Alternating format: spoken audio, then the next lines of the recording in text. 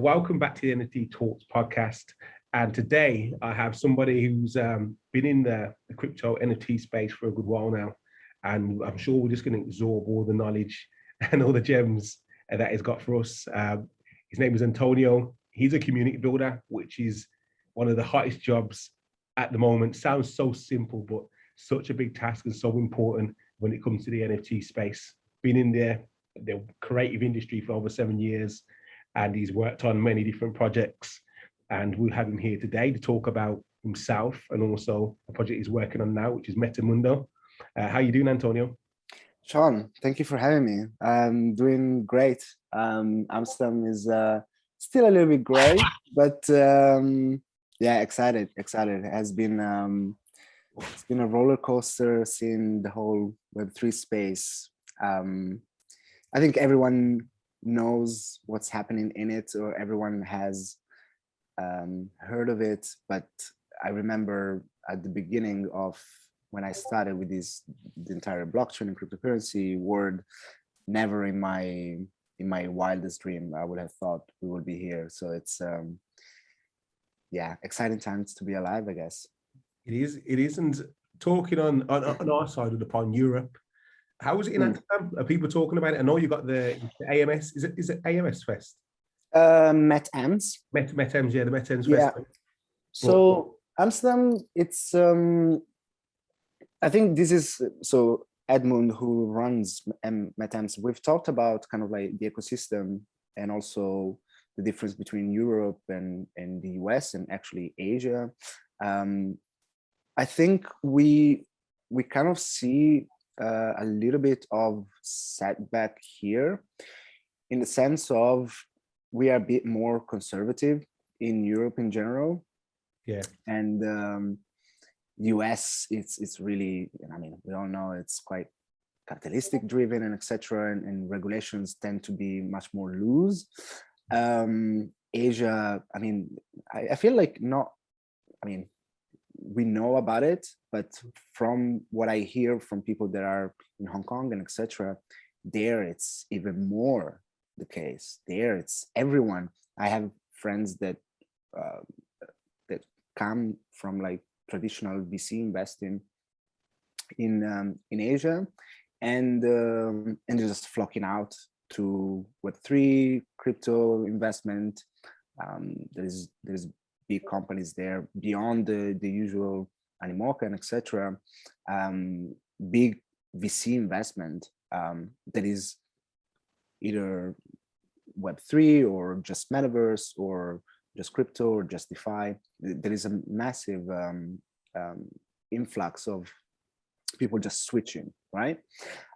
Here in Europe, I think what is happening is fear of regulation, right? I think we are seeing already, I believe the European Commission has already taken on board this entire idea of coming through with fairly strict regulations, both on the cryptocurrency side and the NFT side, so digital assets and kind of like, yeah, digital ownership of assets and etc. And I feel like everyone is a bit like, let's wait and see what the European Union does and then kind of like act upon it afterwards. Because I mean, I know for us, for example, with MetaMundo, it's not favorable, right? From a tax standpoint to a lawyer standpoint. It's Europe is a bit more beyond Lisbon. Lisbon has become kind of like the go-to precisely because regulation is very loose there, almost none. You will start seeing kind of like regulation defining the strength of the ecosystems. Yeah, just because no one wants to, start and invest in etc. and then only to understand that they have to be cut off or have to move and etc. And we saw what happened with Binance in Europe and etc. So yeah, in Amsterdam precisely, I think there is quite an interesting ecosystem. Compared to Lisbon, compared to London, it's still at its infancy. But the people that are here are quite knowledgeable. And I see, interestingly enough, a lot of Web2 companies moving towards Web3. Yeah. Instead of native Web3, a lot of big Web2 companies, especially in fashion, moving into Web3. We've seen G-Star, we've seen Tommy Hilfiger dabbling in it. We've seen The Fabricant and their success. So I think Amsterdam, when it comes to digital Web3, fashion Web3, and the kind of switch between Web 2 Web3, it's quite strong here. But native Web3 companies, not as much as we would like to. Okay, I mean, fair enough. I mean, I guess I kind of feel that's the same within the UK to a certain extent. I feel like, in America, it's like LFG, like, come on, jump on it. But in the UK, like I said, very conserved. Europe, just very reserved and having to look at the space. But I did see the other day, I don't know if you've seen it. Basically, in the courts, they announced that they've seen NFTs as a property. Right. So that's interesting. That's progress. And that hasn't been said in the US either. So say that we're kind of reserved, but we've taken that step forward to actually see NFTs as some sort of asset.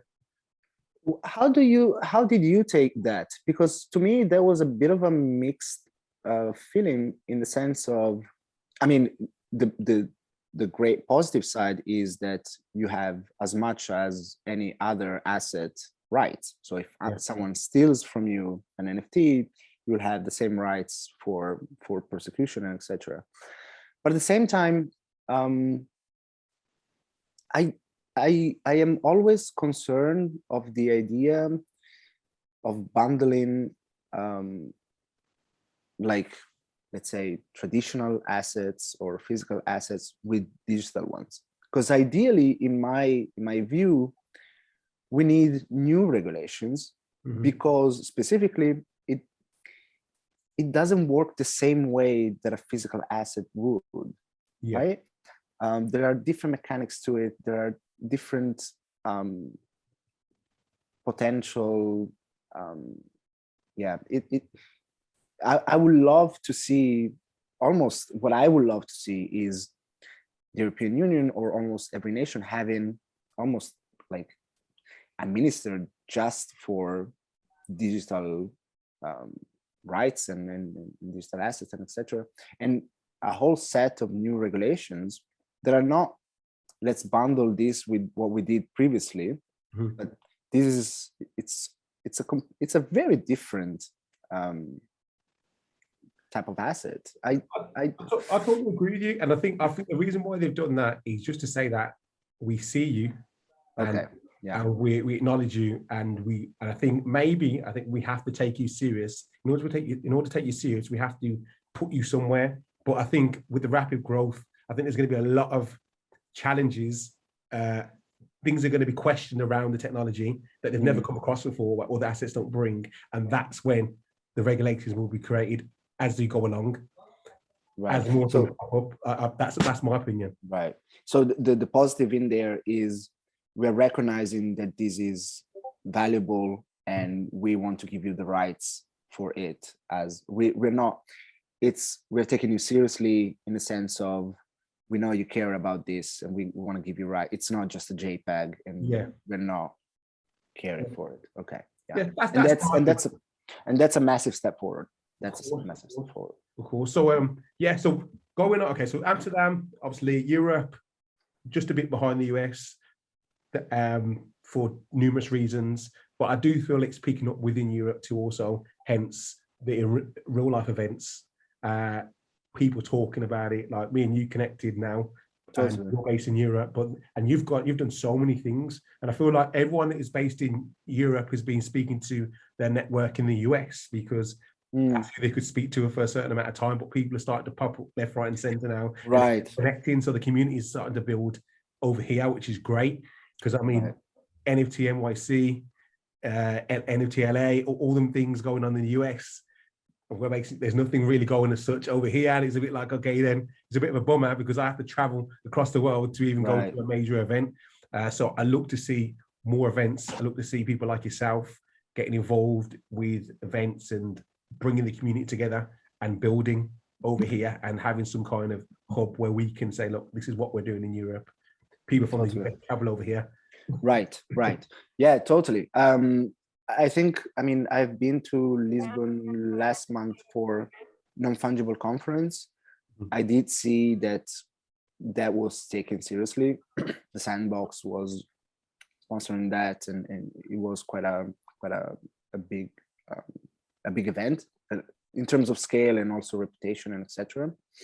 A lot of things are happening in Lisbon that are interesting. Again, I do think unless we find that unlocking of, okay, we're sure that regulation won't like trap us into God knows what that will look like, we won't see. But as soon as that will kind of like get unlocked, we will see like this massive rush. And I think there is a lot of latent kind of like new things are being built, new things are being discovered, new connections are being created, and it's kind of like it's there. It just needs that spark to kind of like blow up to the proportion that it should be. Because I mean, ideally, Europe should be leading on this. We have an insane amount of talent here, and it's much easier for us to create, you know, like we have Paris and Lisbon and London and Amsterdam and Berlin and Milan, and I mean Switzerland is here. So there should be a super kind of like a massive back and forth of ideas, and I would love to see way more companies coming out from Europe. I would love to see like an explosion of companies coming out from Europe. There is quite a lot. I would love to hear like some success story to the scale of the Sandbox, Animoca, or etc. here in Europe, which we are almost at, but not really, right? Why does that matter to you though? I mean, the reason why I asked that is because when I talk about location, it's for selfish reasons. The fact that I don't have to travel across the world, go anywhere. But in regards to companies being successful, I feel like whether it's Bored Apes or Animoca, it doesn't matter where they're located. They're bringing some value to the space and exposure to the space. Well, it's always good for growth because decentralization, blockchain brings a global market. It doesn't matter where you are now. That's my beliefs. I agree. I do think though that, you know, if we have, let's say, a success story, and not because I care where they are and etc., it just brings to the spotlight Europe in a sense of we will need, like, the reason the US is fueling now, and the same with Asia, is that VCs are really pushing. So, and Anderson Horowitz is in the US because, and maybe this is a two-way street, because there is a Yuga Labs in the US and vice versa, let's say. So what I would love to see, there is an Animoca there because what I would love to see is having a big success story here, and then starting to see proper big capital being pushed in Europe, because that's going to be kind of like the oil to the engine for it to start growing and growing and growing. And yeah, as I said, this is, I think, I mean, this is a bit of an assumption, but I don't think I'm too far from it. They're a bit hesitant because they don't want to invest on something that might have a repercussion, and that could be even something like we're investing in a marketplace, and all of a sudden you have to KYC everything, Yeah. and etc. Or you're investing in a marketplace that takes a 2% fee, but you have to pay a 21% tax on every sale, and then basically you don't really have a business model. This kind of stuff. Yeah. Okay. I understand that. So the business side of it, the precaution side of it. I do feel like let's talk creatives, because I mean you have worked with creatives, help creatives into the space. There's so many creatives within the UK. True. So many on the arts level, also musicians popping up, and I'm sure there's gonna be many more. Is there anyone that you can say that you've worked with or helped on board to the space in the UK that you're really excited about, or who has some success there? You mean creative? Creatives, yeah, creatives, yeah. Well, we have some. Okay, this is a bit of alpha. Love alphas. Keep them we are working. I think you know her with Mila Lauren, from the UK, and we are working on building something together to drop, and we're really excited to see what we've seen. Some drafts of it, really exciting stuff.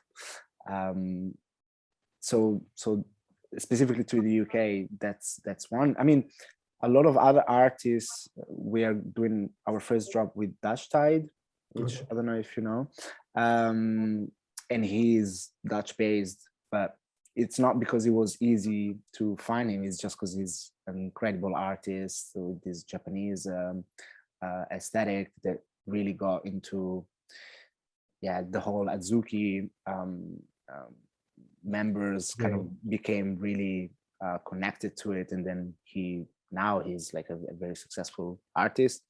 He happens to be 2 hours from us, and we're doing our first drop with him, which is going to be basically a Zen art gallery.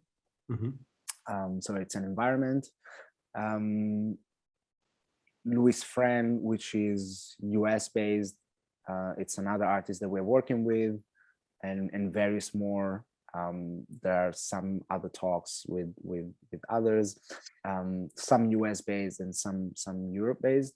But there is, I agree, I completely agree with you that the pool of talent on the creative side, it's incredible here. And I mean, there will be beyond. So you have capital on one side, you have talent on the other side, and then you have network on the other side. And then once you start creating these 3 pillars, then you have enough foundation to start creating kind of like, this is the first floor, and then we create more pillars, and then another floor, and then we start building this ecosystem, right? So creators, we're starting to see that happening a lot, and there is a lot of them that are kind of like either switching from traditional. I have a lot of friends that come from traditional advertisement agency side. They're moving into Web3. Our creative director, who's a designer himself and an artist himself, he's an ex-Booking.com and ex-Adidas, and now he's moved into Web3. So there is a lot of that happening, and that's one pillar. Network, we still need to work on that, but we're doing pretty well already. I mean, you have your own event, and that's successful, and Mila has her own event, and in Lisbon stuff is happening. We are doing events here, and NFT Paris just happened, and NFT Berlin is happening next month, this month actually. So there is that kind of like bubbling, and to a pretty good scale. I mean, an NFC in Lisbon was 2,000-3,000 people. MetaMundo is going to be 2,000-3,000 people. NFT Berlin, same thing. NFT Paris was Mark, one of our co-founders, was there, and was like, production-wise, he told me it was one of the best events he's ever been, even better than Miami, and etc. So that is happening, and now we need that third pillar where VCs are, and not because we need money, but you need to have that. You need to have that fuel to the fire. Otherwise, once excitement starts, maybe kind of like the headlines start to become less and less, and etc., you still need that enough to the core, enough fire to that core to keep building. You know, it's very easy when everyone builds, when there is the headlines, when there is the other side, when there is the Bored Apes are, so it's very easy to get really excited. When that slows down, that's really the defining moment for an ecosystem. I feel we're at that point, because all the amazing things we're seeing happening from obviously got up Yoga Labs with obviously the contracts, Right. people losing a lot of money on gas. You had the Michael Johnson with the money getting tied up in that. And then in between, you've had like the incidents with the hacks with Ronin and like all these things of ridiculous amounts, millions of dollars either going missing or getting tied up. Right. Ecosystem, which is going to create challenge. And everyone always had everything great to say about NFTs. And when it comes to Bored Apes, everyone's like, holy grail Bored Apes. Now Yoga Labs have kind of done something not as smooth as they normally have, considering so many drops. They've got a lot of backlash from that. Absolutely. Yeah, I mean, but so there is two things. One, I think, you know, the reason Yoga Labs is getting this backlash is precisely because there was way too much demand.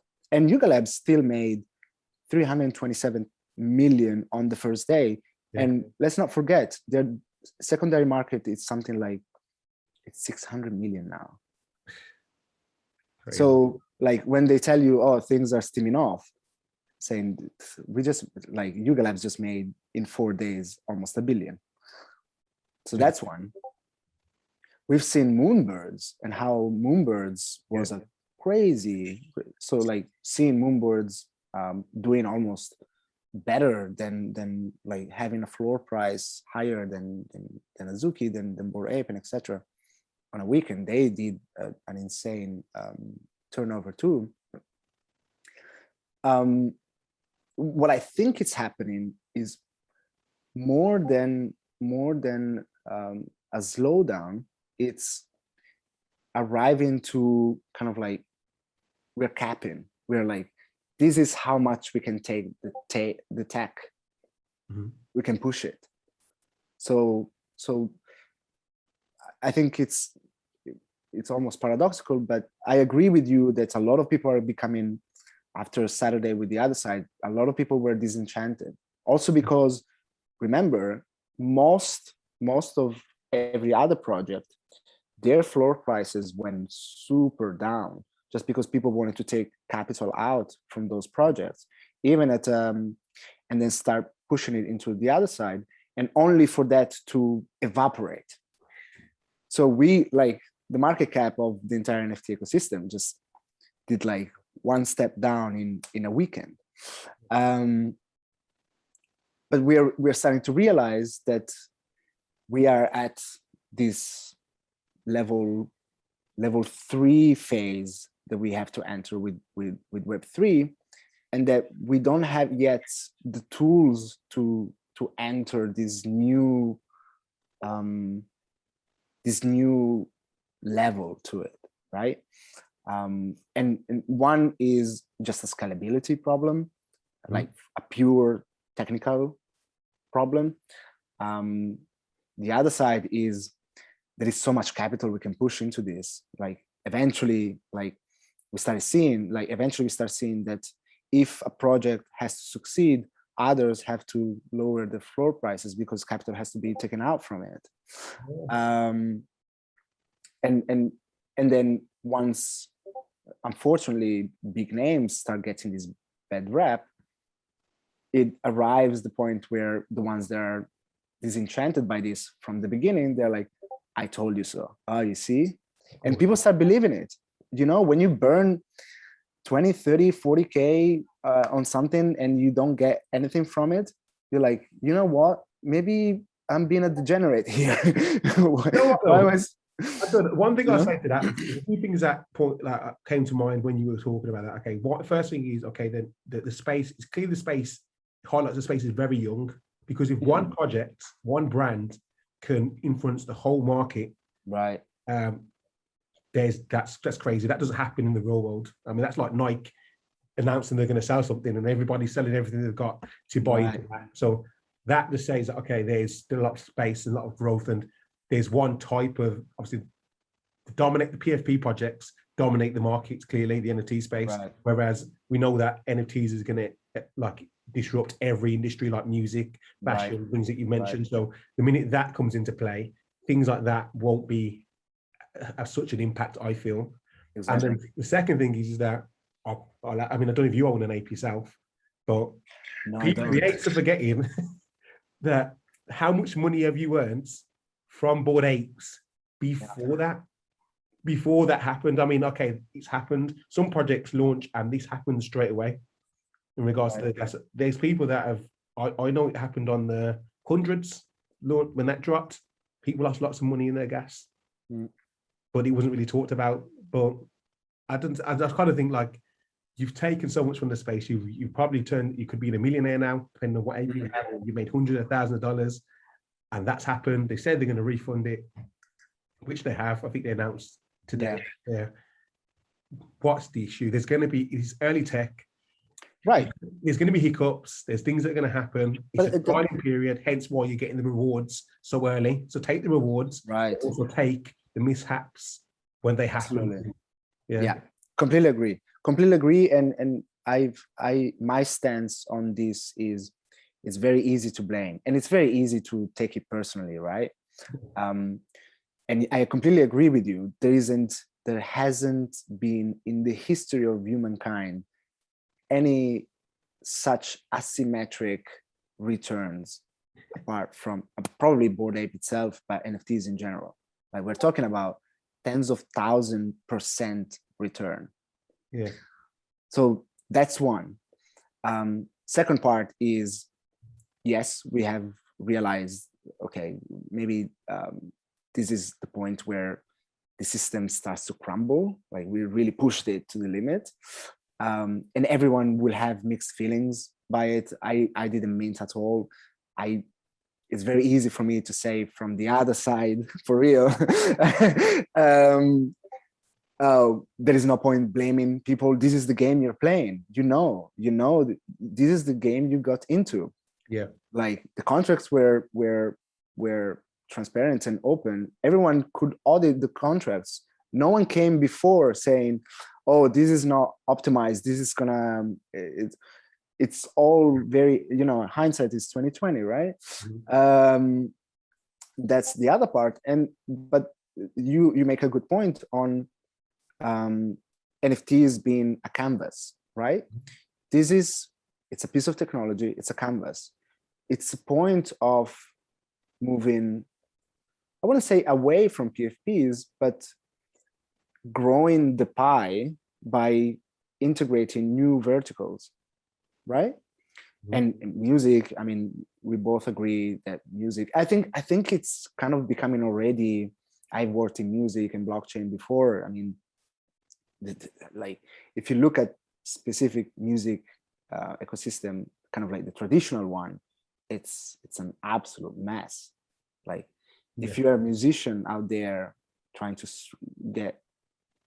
get like some money or survive on Spotify royalties, good luck.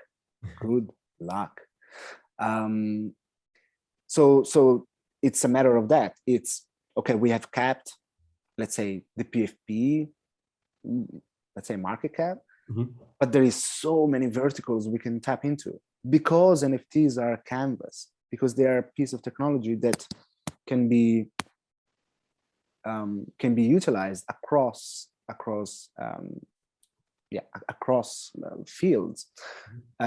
So I think what we should start doing now, and this is what we're doing with MetaMundo a little bit, is we've had, I mean, I wouldn't say it's finished, but it reached its peak, the PFP summer.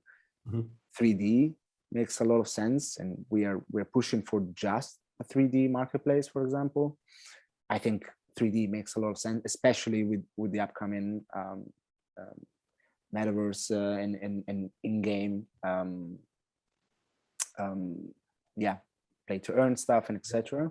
But we're starting to see fashion, we're starting to see fashion with wearables. We're starting to see music, and this ecosystem should be thrown out of the window and just restarted from scratch. We're going to start to see kind of like more traditional stuff that is not just creative stuff, like contracts. We're starting to see tickets. We're starting to see agreements. We're starting to see property. We're starting to see. So that's where we should start moving, not going up. Let's go sideways. Let's go other verticals. Facts. So when I talk to a lot of people, they are saying, "Oh, you've been into Web3 space. Tell me how should I start," and etc. etc. What I say is, don't start a new PFP project. Don't. Let's find a new business model for. And we've seen with music with NFTs has created, I think, 4 or 5 new business models. One being, and if buying NFTs as a percentage of the royalties in perpetuity. So I buy an NFT of your song, I buy 2% of your future royalties. And that's what Royal is doing with Nas, and now they're doing it with Diplo. And then there is the usual vinyl-like one-to-one. That's what Catalog is doing. I'm gonna buy your NFT. That's just one edition, and that's that. And then there is buying NFT as a membership. So that's the Patreon model. It's, you have tiers of things and you get access to the artists, to tickets, to merch, to etc. That's 3 business models already. There is plenty other more that can, we have like DeFi starting to kind of create these liquidity pools where basically you can get your royalties up front. You can go and tap into these liquidity pools and grab money out of it as a way to go and fund your albums and etc. And in return, you just give a percentage of your royalties go into the liquidity. So 10, 15 artists, they all pull in this money, and then everyone can go and pick up whatever they need in percentage, and you can use the NFT as a collateral to that, right?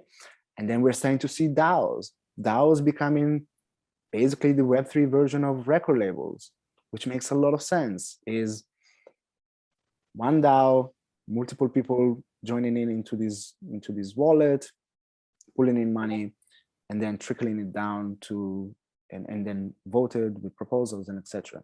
That's, I already explained 5 or 6. Like so far, for more than a century, we have used this model of, we still have mechanical royalties and performance royalties. Just the very fact that we still have this idea that people used to write music on paper, and some people used to perform it and sing it, and those 2 royalties are different.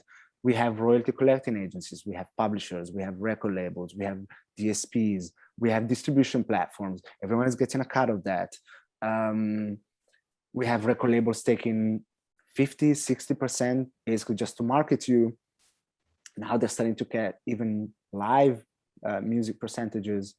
And you're like, I signed an agreement for 50% royalties. You're taking even my master rights. The master rights are of you're just getting paid your royalty back. And basically it's a bank loan. Just to touch on that, Antonio, like that's happened to the most successful artists in the world. Like, and I'm sure you've seen Snoop Dogg talking about that the other day. Totally. He only just got his masters back, and obviously he's signed up to a Death Row label. But like, this has been happening for many years. Kanye West and trying Kanye West. Yeah. What's her name? There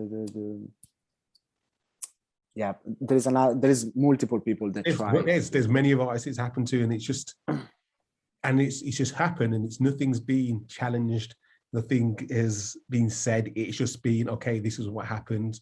You signed the contract. That's it. Whereas I feel like the transparency that blockchain NFT brings in it, and I feel that because it's such a new technology, if you educate yourself now as a creator, you can put yourself at the level of knowledge as as a label or somebody else. No one could tell you this is how it goes. You should know how it works, and you can have control of your content or your music or whatever you create through NFTs and blockchain. And that's why I think that's the amazing thing, where what you put in is what you get out. The same thing can happen I thought the same thing still can happen in NFT space if you allow it to. People still, marketplaces will still take big percentages if you don't take on board this, excuse the pun, ownership of what you're doing and controlling and that business side of it. What's your thoughts on that? And I mean, my take is the let's say specifically to record labels, they have used two methods. One is, unfortunately, musicians and artists in general don't care and cannot be fast to look at contracts and agreements and making sure. They're like, you're giving me a big bag, I can make music and not think about anything else. Great. That's it. And they know that. Record labels know this. A lot of people only realize afterwards, especially if you're an independent artist. If there is any independent artist, please, if you're signed with a record label, get a lawyer to be on your side. Seriously. So that's one side.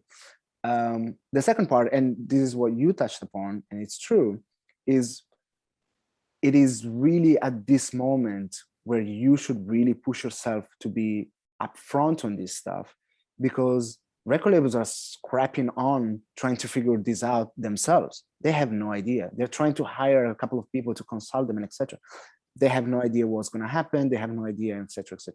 We also started seeing the rise of independent artists. In percentages, it's much smaller, but the growth percentage, it's quite interesting. I think an even more interesting idea than trying to get your master rights before back is the idea of, for example, Frank Ocean and what he did with Def Jam, and saying, I've closed my contract with you, I've delivered my albums, I'm going to go independent and release my own album, which was Blonde, and then that being a massive success.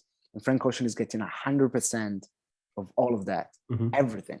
It's all his. Chance the Rapper doing the same thing, just staying independent, all of this stuff. So this is all happening, and this is the perfect moment to really dive in it, because then you can define it. You can create a business model. You're going to be, record labels have entire lawyer teams. They have seriously 6, 7, 8 like in-house, and a network of them. Piling up, we've seen an insane amount of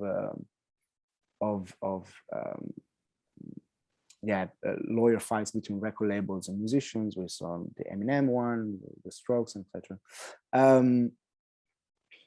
Those lawyers right now don't really know what's happening. No. This is your moment. This is your moment to arrive on that table, if you ever want to arrive even to that table, and say, here is how it works. You have no idea how it works. I'm going to tell you how it works, because I've been into this for like 4 or 5 years now. And it's not your contract, it's a smart contract. Let me tell you how a smart contract works. That's a different thing. I can do splits in the smart contract. All of my band member, I can just literally code in there. They were getting splits as royalties come in, all sorts of stuff. So this is the moment to get the first mover advantage, and that first mover advantage in the next decade will pay dividends. Yeah, and that's what I think is the great. Forget everything else that was going on. That's what I think is the greatest opportunity now. The fact that we could do that, where it's going to be a reset to a whole new ecosystem, and this digital world that everyone lives on, and something's going to be created on there where we can own a piece of this world. And if we understand that, there's great opportunity. Whatever you do, I think whatever you're interested in, whether it's photography, music, if you're an insurer, like real estate, anything to do with a contract between two individuals and transactions, it's going to be worth looking into. So yeah. And I mean, but we play a role too, being inside Web3. And this is why when we talked, I said, I feel like educators and people, even this conversation being out and etc. and explaining, that's like a very important role in Web3, because often, and I said this to a friend of mine, I said, Web3 is beyond an economic system or creativity and etc. It's almost a religion in itself. It has its own language, it has its own behaviors, it has its own visual symbolism and this kind of stuff. We know, like, if I tell Wagmi to my girlfriend, she is like, have you lost your mind? But and so we need to be sure to not be us against them, although by definition that's going to happen. But to the newcomers, we should lower the obstacle to entry, because otherwise they face a wall and they're like, okay, this is way too complicated for me. I'm not gonna dabble into this. And this is the role of the educators. Like, there is nothing you can do better now beyond creating new things and etc. Be the mediator between the Web 2 and Web 3. Be the person in between that speaks that language, that takes those really tricky ERC 1155 contract and ERC 721, and this is the difference between. Take those and transform them into layman terms, and then push it to the masses.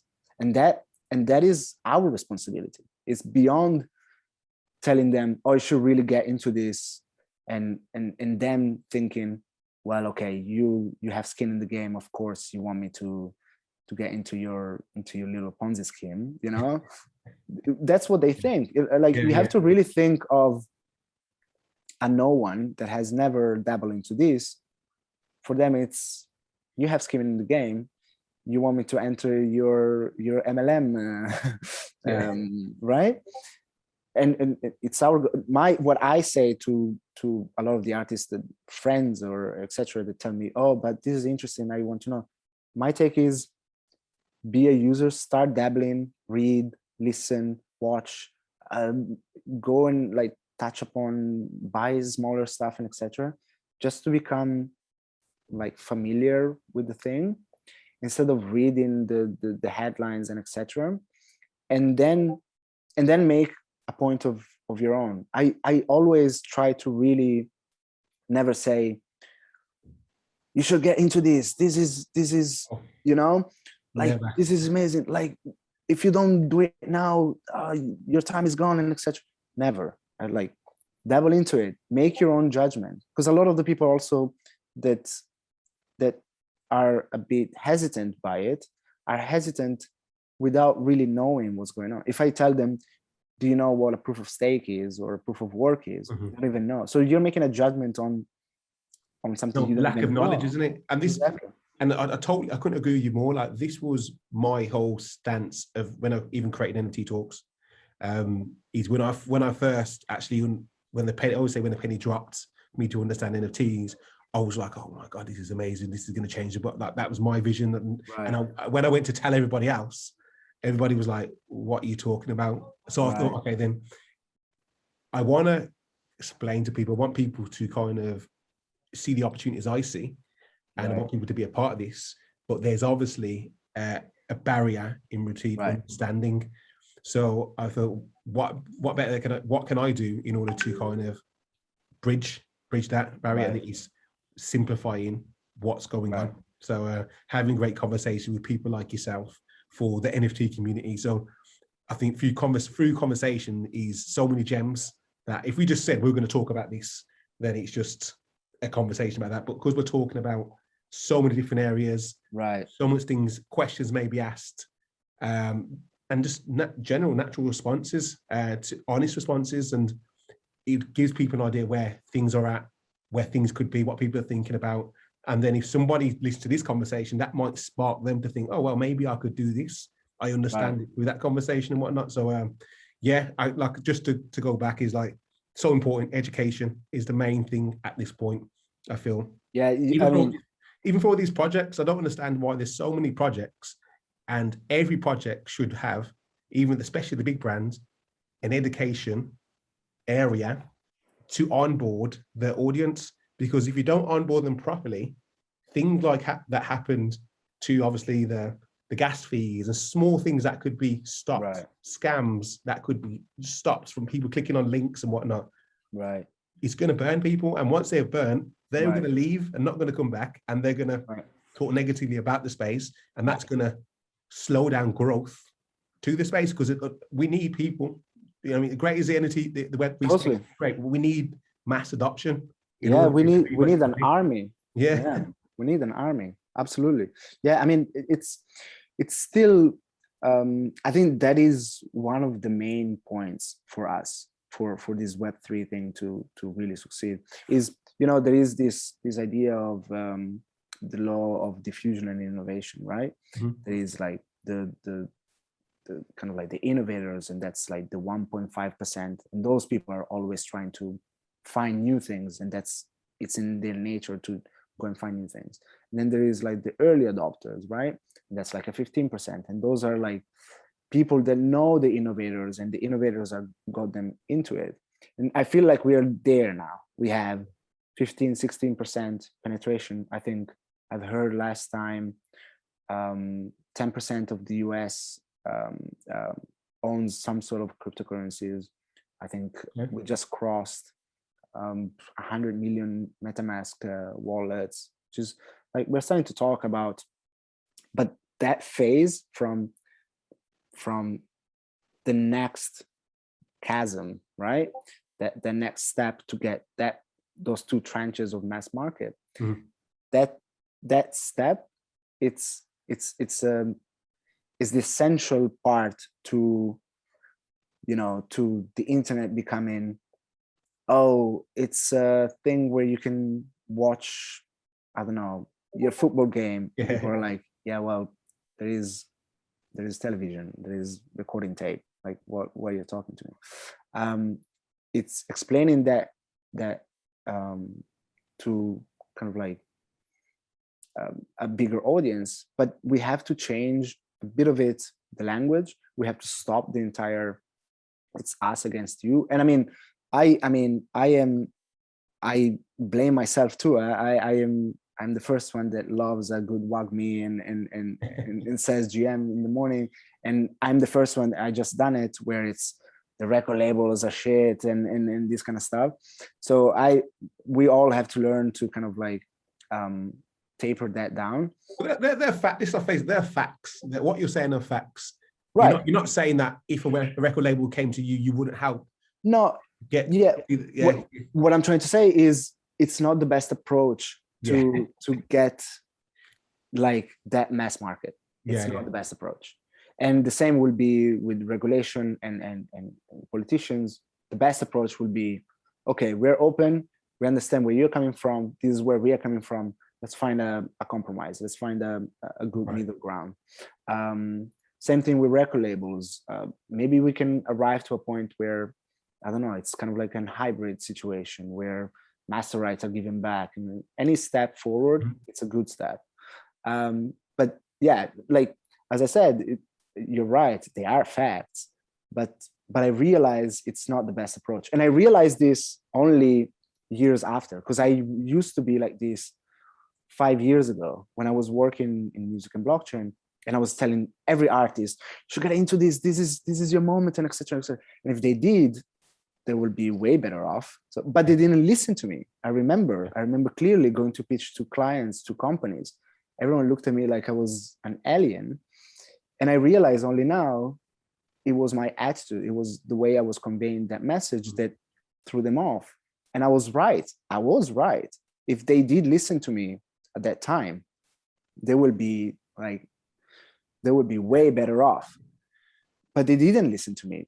Not as much as I expected. To me, at the time, it made complete sense. It's like, I was always perplexed. I was like, how are you not getting it, right? But I realized that it was the attitude of how I was trying to convey that message. And now that I see it arriving to that point, it's really like that the Trojan horse has entered the city, and now it's everyone at least has heard the word, or at least knows on a basic level how it works. But now it's a matter of really expanding this to a more, a more sustainable, more like level-headed place, and the type of language will matter. That's those important. people that can, like Gary Vee does it really well, for Yeah. example. Elon Musk does an okay job with it, but he has his he does what he moments. wants to. He does his, like when he goes and pushes Dogecoin, I'm like, oh Jesus. Yeah. So people like Gary Vee, people like there is plenty others, and even you and all the rest that does this. It'll be the fundamental step. It'll be the fundamental step. That 100%. So we've kind of that we've both agreed on the point that education is a massive thing, and also understanding how do we deliver that education. Right. And I mean, obviously, we're delivering it to people who are crypto native or for the Web3 space. Okay, that's fine to use language like that. But obviously, if it's people to what is it onboarding people, we need to kind of simplify it. If we're working with brands, think about how we're going to explain the space, and not in a negative way, not in a like you almost. I feel like naturally people in crypto have got their backups because everybody from the outside don't understand crypto, points a finger and says, "Oh, what's that? That scam?" And then you're like, well, "You don't understand that." So that kind of behavior is, I feel like, is a natural thing. So, but it is what we do. You're right. That needs to change, and we need everybody to be a part of this. And I think once we explain what it is on a very simple level, and we can compare it to what's happening now, hopefully, people, and not everyone's going to come on board, but there'll be more people looking and see what the opportunity. Yeah, I mean, like I am happy to hear that a lot of the people that I was talking to 5 years ago and that didn't listen to me now are getting onboarded and are dabbling in it and etc. So that's a massive. You're not going, "I told you so." No, you're not going. inside, big time. I see a lot of people, especially like on LinkedIn and etc. And all of a sudden, like I remember talking to them, and all of a sudden, "Oh, we just launched our metaverse headquarters." It's like, okay, now you got it. But I'm still happy, I like, there is no like anyone that comes in, I'm happy. And I also understand why I try to put myself in their shoes at the moment, and why my attitude was pushing back. But yeah, it's again a fundamental part. But indeed, because we will need an army. We don't want this to be, I think all of us know this is not a fad. All of us know this is not going to really go away. It's going to go in waves. There's going to be excitement. There's going to be plateaus. There's going to be a ton of things. But eventually, in the long term, we will see that kind of like switch happen. And it's just because it's the natural thing, right? Like, what do we think? That like things will not change forever?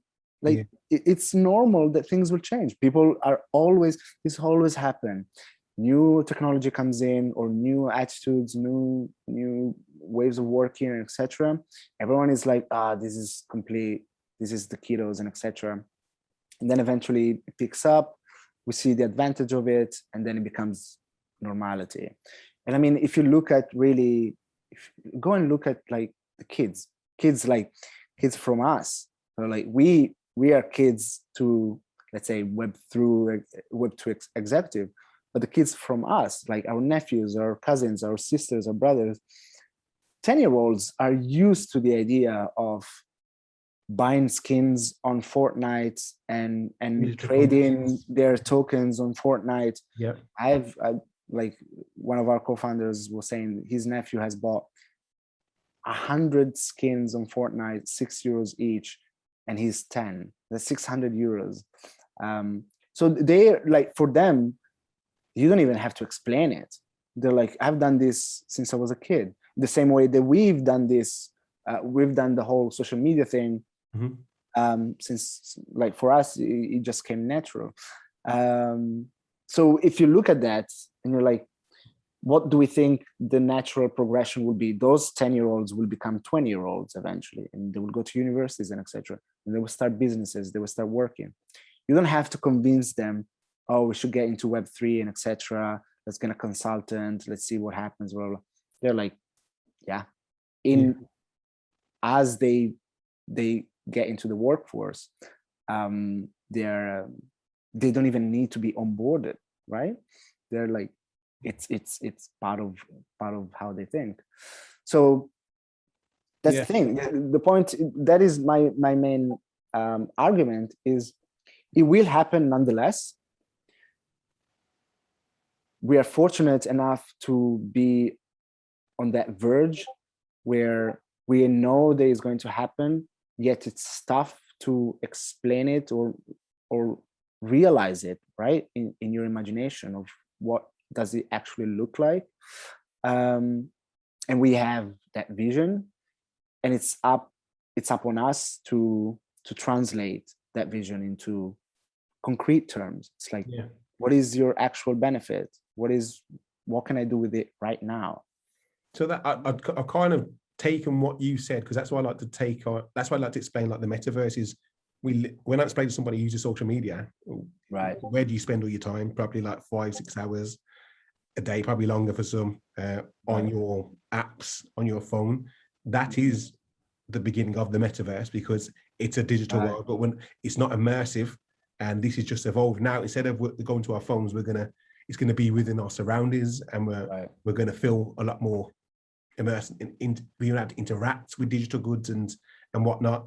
It's just like a game. It's like we spend, like we said, Fortnite is a metaverse. No, yeah, and you're right in saying that this metaverse thing, everyone thinks it's this new concept that has come out. This is just a progression of what we started 20 years ago.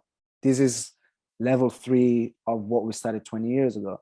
And indeed, when we started going into, if you remember, still MSN and MySpace and etc., and everyone thought that it was absolutely ridiculous. Like, what do you do in these spaces? And look at us now. Now there is influencer is a job, you know, and all companies have to have a social media presence and etc. So it's, you know, I find it always a bit funny that we always have to go through the process every time. We always have to, no, but look, it happened and etc.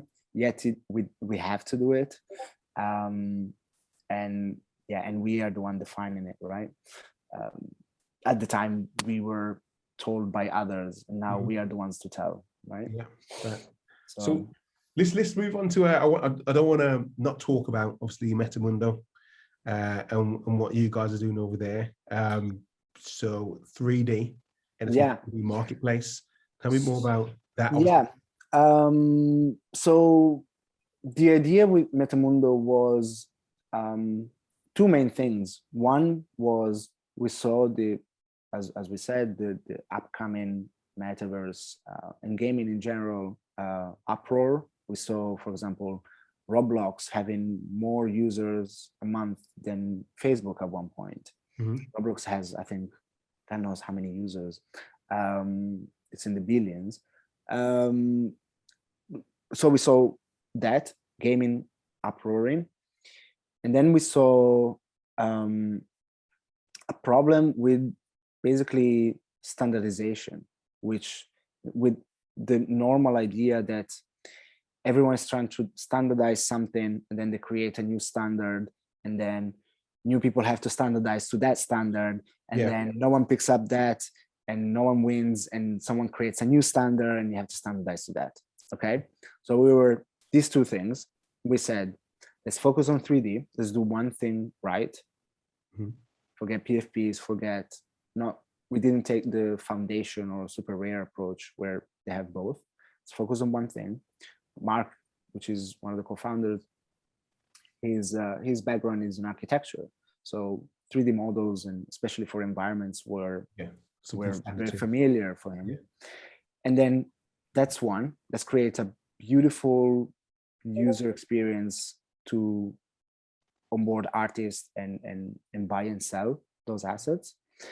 And then let's create a layer under it, which is kind of like the core, the engine on the blockchain level, on the smart contract level, where we have this idea. The idea is kind of, it's basically it's what is called a wrapped NFT.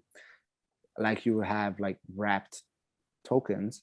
It's a wrapped NFT in the sense that we take on board the best, most highest polygon count, most beautiful model from artists or designers, and then we basically create optimized versions for metaverses, which means that we have a decentralized version, because Decentraland has its own standards. Yeah. So polygon counts, meshes, lighting is a bit different, all sorts of stuff. And then you have crypto voxels. So now we're talking about a whole new thing, a new format, .vox, voxel based, and etc. etc.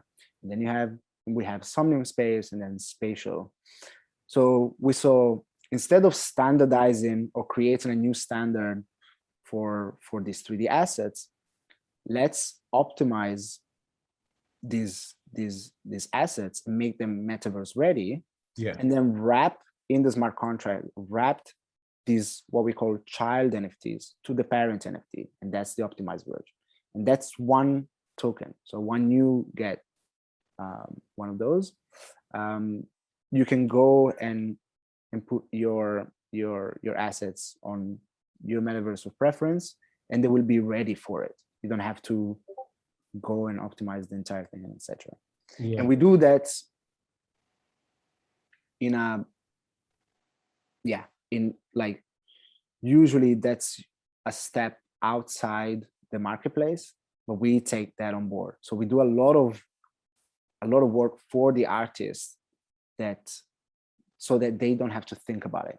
You know, you, Sean, I have land, you can say I have land on Sandbox and I have land on Decentraland, and I like to dabble into spatial, but I don't know which one to choose. Should I buy this NFT, or should I buy this NFT, or should I buy this NFT? And we say, just pick this one, and then we'll give you don't have to think about where to put it. Right. So and that helps the consumer on one side and the artist on the other side. We do all of that kind of like. So do you create the work then? So do you create the work for the artist? So the artist will create it in whatever they choose, they design it for. So let's say an artist, he's used to designing 3D works for Decentraland. So he would give you the main design, the design for Decentraland, and then you will give the alternative options and create them in-house for all these other options. Does he get to pick? Does he say that, okay, then I only want an option for crypto voxel, but I don't want one for spatial? Or do you go, look, this is all we work with all these guys. Once you work with us, you get everything as a package. Exactly, that is the case. Okay. That is the case, and not only we know that these 4 are not the only ones. There is going to be new ones coming up, and there is already, and we have made sure that it's kind of, the smart contract is future proofed, which means that we can add more optimized files to it and still maintain that one NFT. So not that you need. And this all works in the metadata. Yeah. Okay. So there's going to be Wild Award, which is going to be a Real Engine 5 type of environment. The other side is a Real Engine 5 type of file. We can take those, optimize them, etc., and then still wrap it into your one NFT. And when you bought it, you will just basically still be airdropped your new optimized version, and that can be done in perpetuity.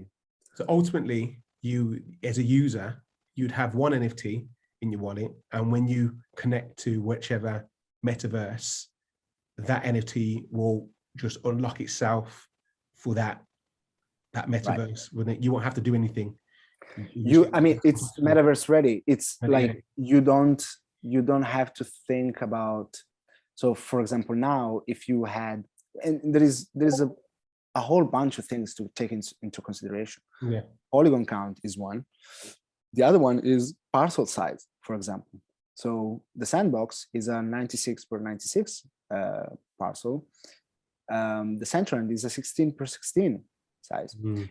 Imagine 3D models are not like physical stuff that if you put it on, they will take the shape of that. So if I put like, I don't know, now I'm going to put in layman terms, 3 pixels is the size of the door. 3 pixels on a 16 by 16 will look in one way. On a 96 by 96, it will look completely different. Yeah. So all of that. So that's the part of the optimization. And then there is, so for example, the Centraland has quite a tricky thing, which is that polygon count, for those that don't know what polygon are, is basically the amount of definition that your 3D model has. So it's the amount of triangles. It's kind of like saying the amount of pixels in your screen, right? The more pixels you have, the more sharp your image, and vice versa with polygon counts.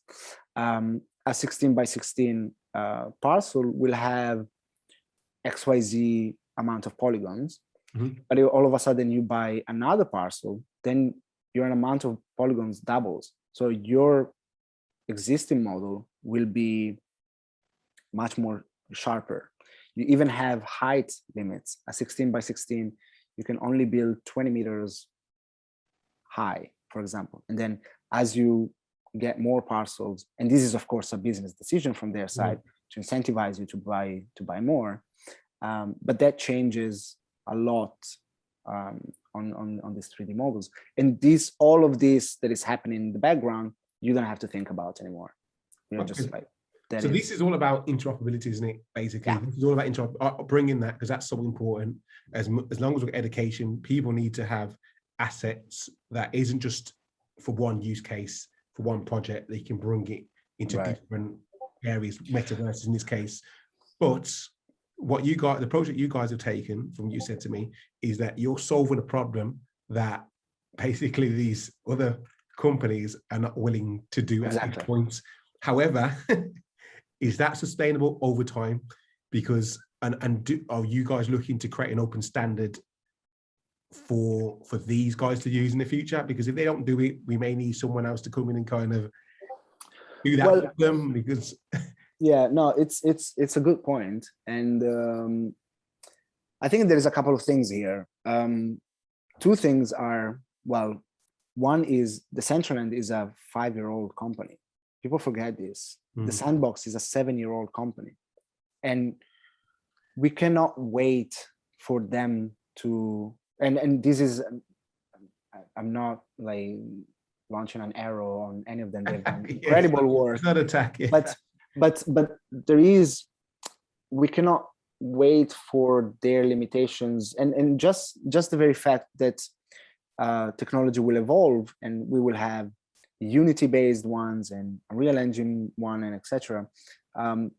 We cannot, as I said, there is no way to create a model that will serve each.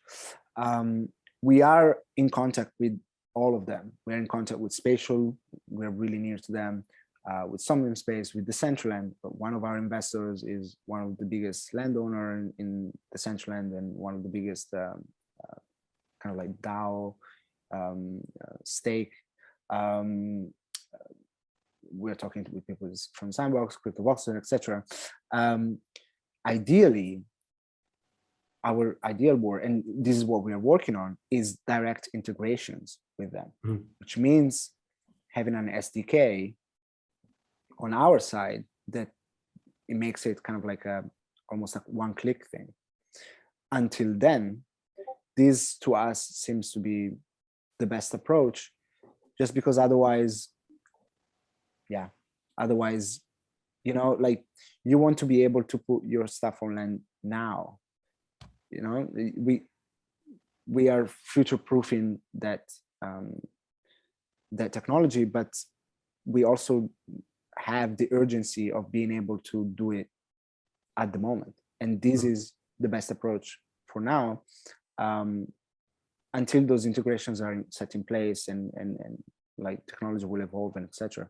And some of it is just beyond the technical limitation. Some of them are just business decisions, and business decisions will change from business to business. And yeah, having a kind of like a one way takes all approach, we don't know which one is going to be the defining platform. There isn't yet, okay, this is the winner kind of thing, right? We don't know if it's going to be the Decentraland or the Sandbox or new ones that are coming, which are a Real Engine 5, super sharp stuff that looks amazing. Are those more enticing? We don't, like, the other part that we don't talk about is, one, these metaverses are fairly under constructed. If you go into a metaverse, there's a lot of land that is just empty land. Yeah. Second thing is, you need a huge amount of 3D designers. And this is why I was saying you need an army. We need an insane amount of 3D designers to do this. And if we don't make it easy for them, then they won't onboard. So this is us lowering the obstacle to entry, right? Okay. So there is those 2 points, and then 3 is, we don't know what's gonna be in the future. You know, like, this Unreal Engine 5 has been like, it looks like it's a game changer. What if a new one comes out, and etc. etc. So let's future-proof this stuff so that we can implement them without trying to push our way, because we've seen, and we've had talks. There's a bit of alpha too.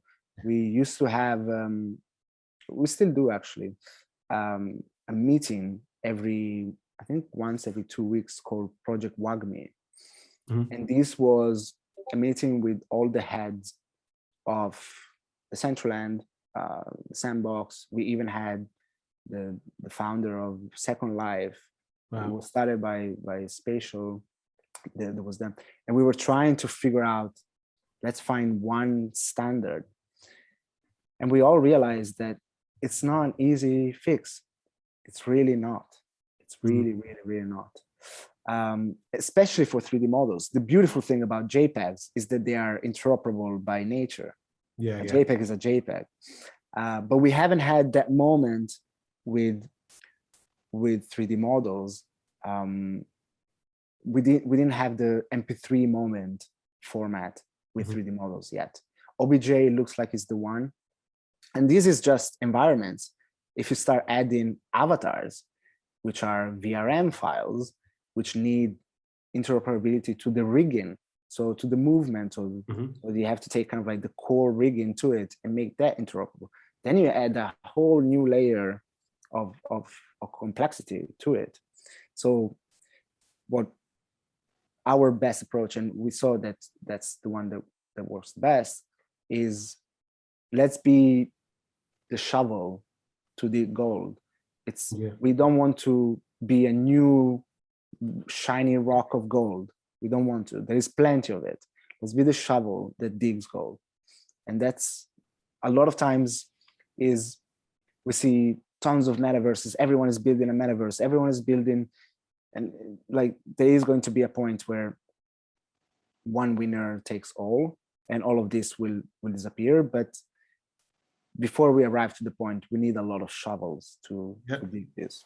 Build the tools, which is, I think, is equally important as building all these platforms and all these amazing projects and whatnot. Okay, then, so now you've explained that does make a bit more sense on your approach, and it does kind of sway me to think that maybe that isn't the way to do it. Open standards, because one thing or two, obviously, there's initially these companies, they're competition. And if you have an open standard, and one company's been here for like 20 years, big IP, and they're giving them the same spec as these guys, what's the incentive for these guys to do that? That is that going to change? And maybe that might happen through like companies that are out the Web3 space. They might take that approach, but for Web2 companies or companies that have been around, is that going to be the case? Yeah, well, I mean, I think eventually it will be, and we've seen that with 3D engines. We saw that 3ds Max was a big one, Unity was a big one, etc. Then we started seeing Blender and open sourcing everything, run by the community, people are building, etc. And Blender is basically the standard now. Like if you're starting, most 3D designers will have some knowledge of Blender, and Blender is kind of like the go-to one. I think eventually we will start seeing that MP3 moment, which is, okay, one format wins all, and OBJ looks like it's becoming that. On avatars, that's still to be defined. But until then, how do we approach it, right? So okay, eventually, I look forward to that moment. But you have to cater for, like, if you want development to continue, you have to cater for what's happening right now. Right? Yeah, agreed. So listen, I want to do, before we round it up, I want your personal views on, I mean, is there, you collect NFTs, I assume. Yep. What has been your favorite project or NFT that you collected so far, or anything you plan on getting? Maybe 2 questions in one. Yeah. Or if you haven't got one that you say, who would you say, like, look, this is amazing, guys? This is not a shill. This is not. No, absolutely. It's just your opinion. There's definitely more projects that I would like to get than projects that I that I have, because there's a lot of really interesting stuff. Gosh, so much stuff. I think, I mean, to be honest, one of the projects that let's say a blue chip project that I still look at and am still so amazed by the execution mostly, and kind of like the attitude towards the community, and that would be Azuki, just because, and maybe because I'm a sucker for Japanese style stuff, but just their whole, like, the level of execution, the approach, and etc. No one talks about Azuki is a blue chip project that no one gives a bad rap to. They created their own token standard for starters. Their own contract. They're really, I mean, imagine that, and it's a huge difference. Like they even push to do that. Like Bored Apes and etc. And they, of course, they get a bunch of bad rap because various things. Azuki is on that level yet. It's awesome to see that you don't need to be kind of like this pushy on growth and trying to get as much money as possible to be a blue chip project, right? And if you just execute to the minimum details, keep growing naturally and organically with actual interest from the community on the aesthetics, on what you're doing, you can become a big project. So that's the one. Maybe I'll categorize them into blue chips and etc. Another amazing project that is fairly under the radar, but I think the reason they are under the radar is because there is so much going on inside of it. And it's one of our partners, and this is not shilling our partners. I love them so much. It's called Totem. I don't know if you've ever heard of Totem. And these guys have built more things that I've seen any other projects build. They've built a whole operative system, literally a Web3 operative system where you can go and upload your tokens and start staking them and etc. They have their own token, Citizen, and then the entire story behind it. It's like, it's all intricate, and there is this level of kind of like there is this aesthetics of very like almost religious aesthetics, kind Mhm. of yeah, there is some magic to it. It's difficult to explain. So it's a PFP though. It's, It's a PFP project. Is it a PFP? their main project is called Xoid, and it Yeah. is a PFP, Yeah. but they are moving along. They're doing the hologenetics drop. Now it's an avatar and etc. They've built their own metaverse called metaverse, and that's Mhm. also amazing. The guys behind it, it's like I think it's 70 people company behind it, Well, and still they have like a fairly big following, and those that follow them are diehards. I just feel like there is so much going on in there that even trying to get in, and if you lose 1 minute, you've lost the entire story plot. But their storyline, it's great. unbelievable. The aesthetics, they have these super famous tattoo artists as creative director, and the guys are like just proper, like just building, just doing good. They do a lot of NGO stuff. They, yeah, I could talk about them. Okay. It's difficult for me to explain precisely why I love it so much, because there is something, yeah, almost intuitively to it. I would definitely say totem.earth, guys, go and check it out. Shout out to Shaq and the rest. That's one of the projects that I would say. I think it's on um, the 0.5 floor price Okay. range, let's say, Reasonable. but completely under, like they're the classic case of under promising, over delivering by far. Right. Yeah, Right. it's Okay. it's it's incredible Well, work. definitely, guys, Um, check that one out. yeah, I think I'm gonna stop there. Let's look at the picture. I What I'm going to move on to then, if we've talked about the project, I want to hear about what industry mm, you're more excited to see the NFT space going into now. Like, I I mean, mean, there's many. I know there's anything, but is yeah. there anything that, like I said, personal to you? No, How? I mean, I think we touched upon it today quite a lot. It's music. Okay. It's music. It That's is music by far. It's is that one, and of course, because it's a personal thing, mhm. but like all the pieces are coming together for this puzzle to be complete. I truly, truly, truly think 2023 will be the music NFT year. It takes a bit of time, and the good thing about music is it's a worldwide thing. There isn't people can say, well, I like art, I don't like art, I don't like this type of art, etc. There isn't anyone that doesn't like music. The problem is going to be onboarding a whole bunch of musicians in.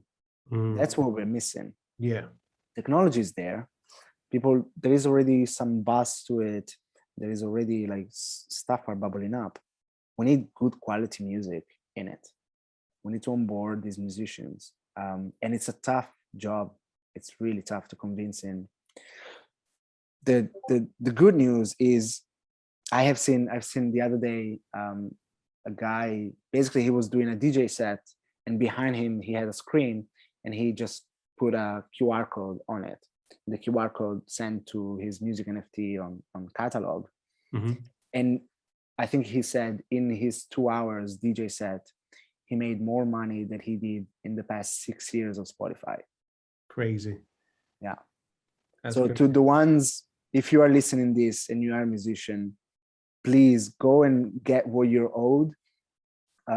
You guys have been struggling for years and years and years and years, and it doesn't look like it's going to change anytime soon, apart from doing this step.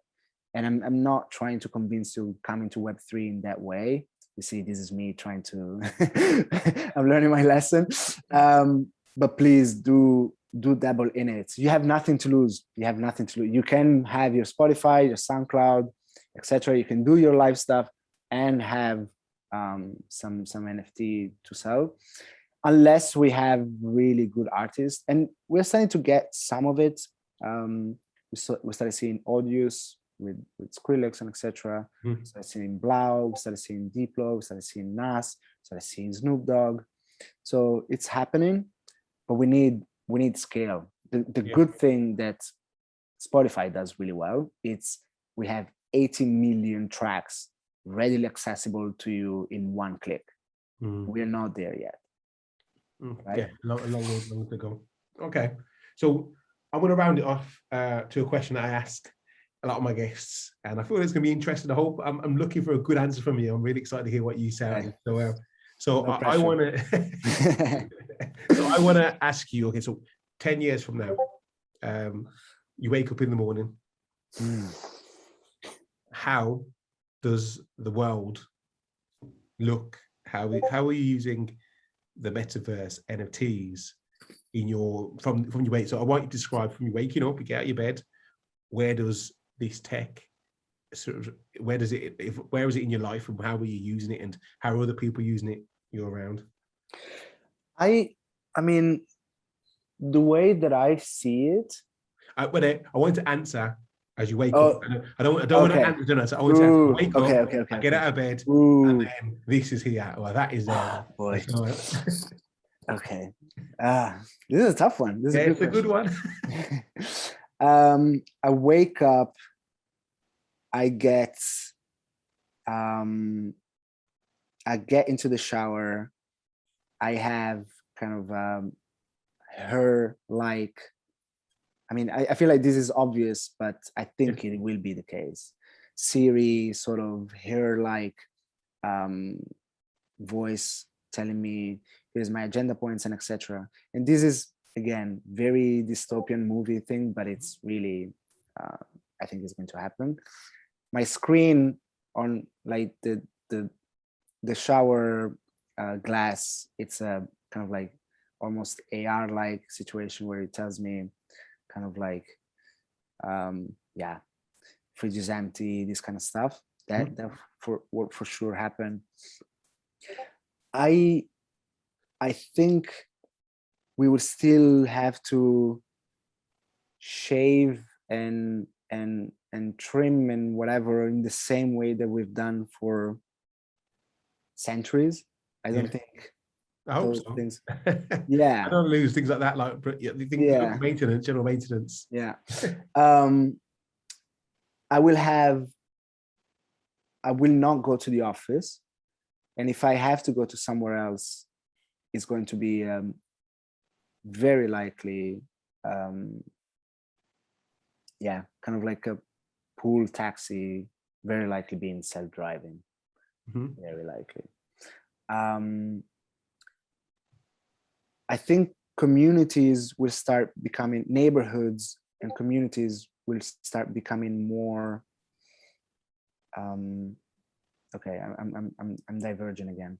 Yeah. My neighbors and my peers around me will kind of be into their own bubbles, in the sense that we will have almost a token that is, it's not even, I believe money won't be really a thing. Okay. Maybe I'm thinking too far. You're saying just 10 years here. Maybe I'm thinking 30 years.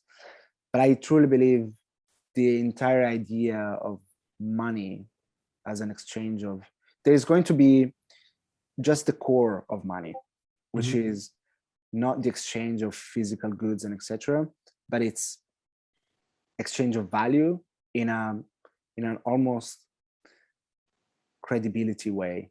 Like, I do this for you, you do this for me. Like, we are kind of like almost exchanging these tokens that are valuable only within my neighborhood and etc. And I think, unfortunately, I also think corporations will define, we will start seeing, we already see like the link between healthcare and work. And I think we're going to start seeing the link between work and healthcare, and almost this UBI layer where the company you work with gives you X amount of token or credits, and that allows you to have some sort of agency within your neighborhood, within your ecosystem. Again, maybe I'm thinking too far. 10 years, it's a bit maybe. I like the idea of the neighborhood. Is what got me thinking when you said that. I thought you were going to say is that your neighborhood that you live in, you won't buy and go live in a neighborhood down to the area, if the type of area it is, affluent areas or whatever. You buy it down to how linked these people of what's in your wallet. Right. So so likes and similarities, like almost like that. Okay, that I'm going to buy in this neighborhood because the majority of people in this community have got similarities within my wallet. Yeah, that'd be really. And I mean, and this is kind of like happening already. If I look at your wallet, which I can do eventually, I will know whether or not, I think it will kind of become almost the new, when they're taking data from our social media, they will basically defines your behavior and possibly your psychology. If I look at your wallet, I know whether or not we will kick it and we will link and etc. Oh, he's bought this project and this project. Oh, this is interesting. Oh, blah, blah, blah. The amount of times, the frequency of things, how high your the floor price of stuff that you bought. It tells me a lot about yourself from a creative standpoint to kind of there is a lot of reputation within your wallet. And I think there will be moments in 10 years for sure where the history of your wallet, now there is only like a year, 2 years, 3 years, whatever. Even people that we know that have bought, for example, cryptocurrencies in 2012 or 13, if I know that there is a reputation that comes with it, if I know you have a Bored Ape, there is a reputation that comes with it. And that will start defining in real life stuff. It will start defining, and it's already happening. It's all that own a Bored Ape can go to this party. And it will start defining a lot of what we are. Because it is in a way, and we cannot lie to ourselves, it is a status symbol. It is a branding thing. It is, I belong to this community. We've always done that from like a human standpoint, like tribe-like situation. So I think real life neighborhoods and will start being shaped by these new variables. And it's an interesting process. And I mean, I look forward to that. I rather prefer living with someone that I know we kick on art and creativity and what music they're buying, etc., rather than basically their salary price. By now, we're defining where we live based on how much we earn a year, because that's the rent price in the neighborhood, and that's how much we can afford. And that's a terrible way to split people. And that's a terrible way to also it's a terrible way to create and ghettos and then pushing people out of things and this kind of stuff. Imagine. Okay, I love that, man. It's an interesting thing that to think about. Hopefully we'll see what comes to light after 10 years to see what you've said, what other people have said, and I wish that we could do remind me in 10 years we're gonna have to. Well, I've got quite a few obviously visions and different perspectives, so I'll definitely go back. Can I ask you one last question before we go? Have you seen patterns, like people telling the same thing?